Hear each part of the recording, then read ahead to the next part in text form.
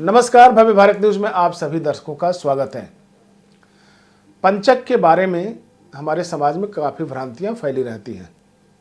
क्या करें क्या ना करें, करें तो कैसे करें और न करें तो इसकी जानकारी कहाँ से लाएं। आज हमारे बीच के पंडित जी हैं जो काशी के में रहते हैं, नाम हम बाद में बता देंगे इनका। उन्होंने हमें एक संक्षेप में भेजा है और हम आपको बताना चाहेंगे कि पंचक क्या है और इसमें शुभ कार्य करने चाहिए या नहीं करने चाहिए।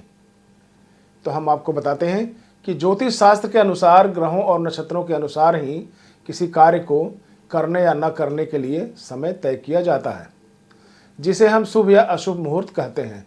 ज्योतिष शास्त्र के अनुसार मान्यता है कि शुभ मुहूर्त में आरंभ होने वाले कार्यों के परिणाम मंगलकारी होते हैं, जबकि शुभ मुहूर्त को अनदेखा करके कार्य जो किए जाते हैं उसमें बाधाएं आ सकती हैं और उसके परिणाम अपेक्षाकृत तो मिलते नहीं, बल्कि कई बार बड़ी क्षति और खतरे को जन्म दे देती है।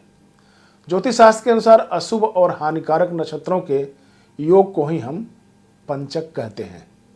इसलिए पंचक को ज्योतिष शुभ नक्षत्र नहीं मानता।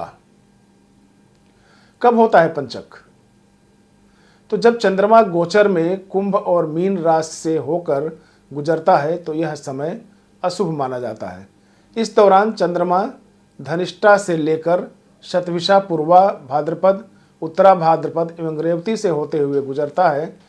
इसमें नक्षत्रों की संख्या 5 होती है। इस कारण इन्हें हम पंचक कहते हैं। कुछ कार्य ऐसे हैं जिन्हें विशेष रूप से पंचक के दौरान करने की मनाही होती है। कितने प्रकार के होते हैं पंचक, पहले हम इस पर नजर डाल लेते हैं। तो हम आपको बता दें कि पंचक 5 प्रकार के प्रमुख माने गए हैं। इसमें रोग पंचक, नृप पंचक, चोर पंचक, मृत्यु पंचक और अग्नि पंचक मुख्य हैं। अब रोग पंचक क्या है? तो रविवार को जो शुरू होने वाला पंचक होता है उसे हम रोग पंचक कहते हैं। इस दौरान पंचक में 5 दिनों के लिए शारीरिक और मानसिक रूप से काफ़ी यातनाएं झेलनी पड़ सकती है। इसलिए स्वास्थ्य के प्रति विशेष रूप से सावधान रहने की आवश्यकता होती है। इस दौरान यज्ञोपवीत करना भी वर्जित माना जाता है। नृप या राज पंचक किसे कहते हैं? तो इस पंचक की शुरुआत सोमवार से मानी जाती है। इस दौरान किसी नई नौकरी को ज्वाइन करना अशुभ माना जाता है, लेकिन नौकरी सरकारी हो तो उसके लिए इसे शुभ माना गया है। सरकारी नौकरी इस पंचक में ज्वाइन करने से लाभ मिलता है। अब चोर पंचक, तो चोर पंचक में इस पंचक की शुरुआत शुक्रवार से होती है। इस पंचक के दौरान यात्रा करने से अपने आप को दूर रखना चाहिए। व्यावसायिक रूप से लेन देन करना भी इसमें शुभ नहीं माना जाता है। अगर ऐसा किया जाता है तो उसमें आर्थिक नुकसान होने का खतरा बना रहता है। अब मृत पंचक क्या होता है?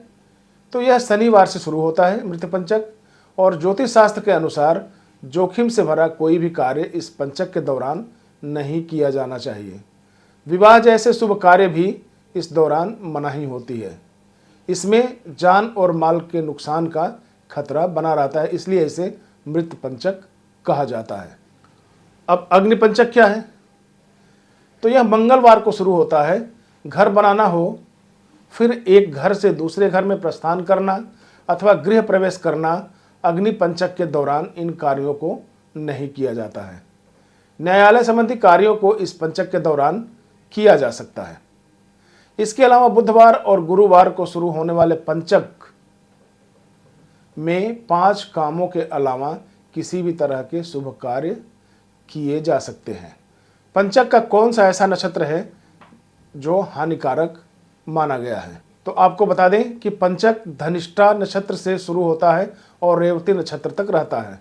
इसमें धनिष्ठा नक्षत्र में अग्नि का भय रहता है। इस समय दक्षिण दिशा की यात्रा अथवा छत डलवाने या फिर घास, लकड़ी, ईंधन आदि भी एकत्रित नहीं करवाना चाहिए। वहीं शतभिषा नक्षत्र में कार्य के दौरान आपसी कलह, वाद विवाद और झगड़ों को होने की संभावनाएं बढ़ जाती है, इसलिए इस नक्षत्र के दौरान कार्यों को नहीं किया जाता है। बहुत ही जरूरी हो तो अतिरिक्त सावधानी जरूर बरतें। पूर्वा भाद्रपद नक्षत्र आपकी सेहत के लिए हानिकारक होता है, अतः इस दौरान अपनी सेहत का जरूर ध्यान रखें। उत्तरा भाद्रपद नक्षत्र व्यावसायिक रूप से आपके लिए बहुत हानिकारक होता है। इस दौरान अपनी जेब संभाल कर रखें, अनावश्यक और अतिरिक्त खर्च बढ़ने की संभावनाएं रहती है। व्यवसाय में आर्थिक नुकसान भी उठाना पड़ सकता है।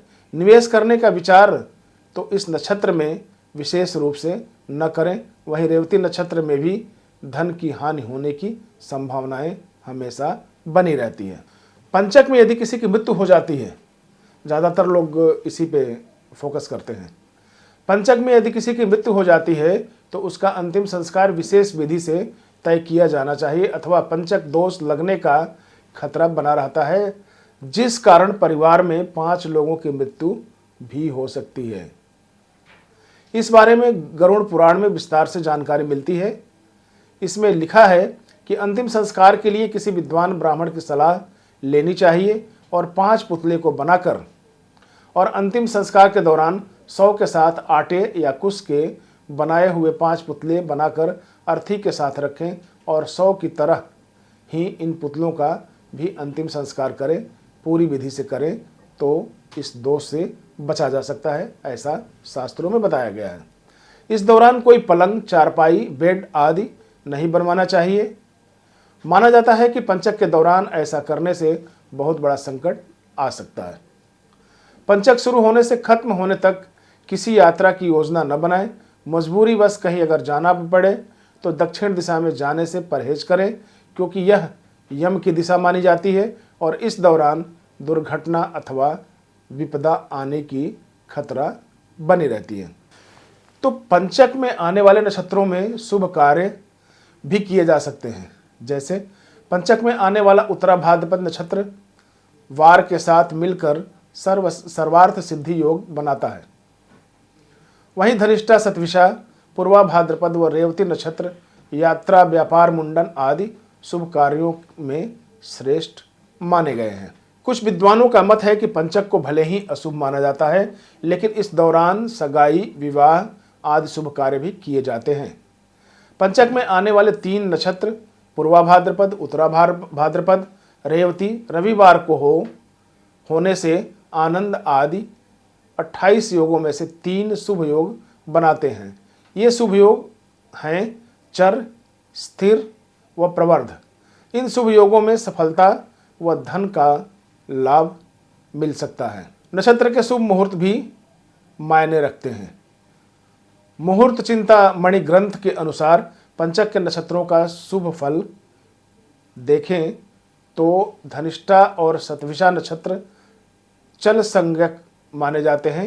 इनमें चलित काम करना शुभ माना जाता है, जैसे यात्रा करना, वाहन खरीदना, मशीनरी संबंधित काम शुरू करना, ये सब सारे शुभ माने जाते हैं। उत्तरा भाद्रपद नक्षत्र स्थित संज्ञक नक्षत्र माना गया है और इसमें स्थिरता वाले काम करने चाहिए, जैसे कि बीज बोना, गृह प्रवेश, शांति पूजन और जमीन से जुड़े स्थिर कार्य करने में सफलता मिलती है। रेवती नक्षत्र मैत्री संज्ञक होने से इस नक्षत्र में कपड़े, व्यापार संबंधित सौदे करना, किसी विवाद का निपटारा करना, गहने खरीदना आदि काम शुभ माने गए हैं। तो ये जो जानकारी हमारे तक पहुंची है, ये काशी के पंडित वेद शर्मा द्वारा दी गई है, जिन्हें हम आप तक पहुंचाने की कोशिश कर रहे हैं। तो आज के एपिसोड में इतना ही। अगले एपिसोड में हम फिर आपसे मिलेंगे। तब तक के लिए नमस्कार।